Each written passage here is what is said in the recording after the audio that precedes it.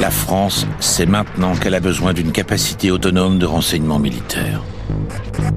Le nouveau service s'appellera DRM, Direction du renseignement militaire.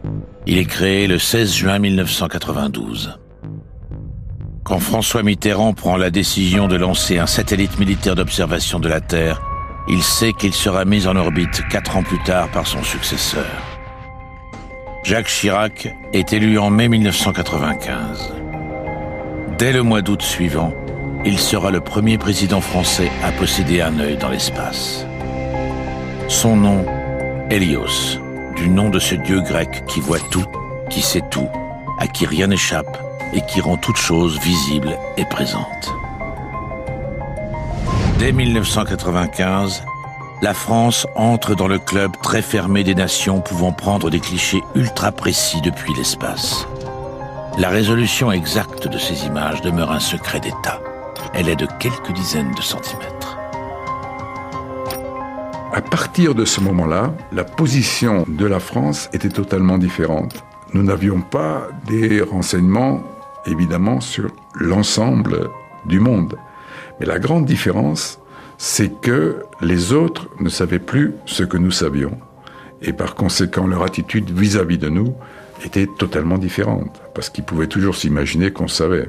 Et nous, on laissait toujours entendre qu'on savait. Hélios prend des images de jour dans le spectre visible, mais aussi dans l'infrarouge. Vue de l'espace, une centrale nucléaire ne montre que son béton. Mais grâce à l'infrarouge, il est possible de détecter la chaleur qu'elle émet et d'en déduire son activité réelle. Les nouvelles capacités du renseignement français provoquent parfois des petits incidents entre alliés. Les Américains de la Defense Intelligence Agency appellent un soir le général Heinrich, alors patron de la DRM. C'était un vendredi soir, c'est toujours à ce moment-là qu'arrivent les affaires. J'ai eu un appel du directeur de la DIA qui m'a dit « Restez bien à votre bureau, je vais vous envoyer l'attaché de défense américain avec une photo. » Et il est arrivé rapidement, cet attaché de défense, un peu affolé, en disant voilà une photo, et voilà, il y a une nouvelle offensive irakienne vers le Koweït. Regardez la photo, et bon, sur la photo, vous savez que vous n'êtes pas expert, vous voyez des colonnes de chars, d'accord, ok.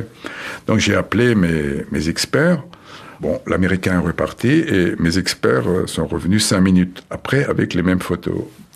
Mais en me disant, vous voyez, ces photos, nous, on les avait vues, mais on n'a attaché aucune importance parce que c'était une manœuvre irakienne. Et là, sur ces photos, ils remontent vers le nord, donc vers Bagdad, alors que les Américains nous disaient qu'ils descendaient vers le sud, vers Koweït. Entre-temps, d'ailleurs, j'avais eu un appel du chef des services allemands, complètement affolé, qui m'a dit, écoutez, je dois vous dire quelque chose.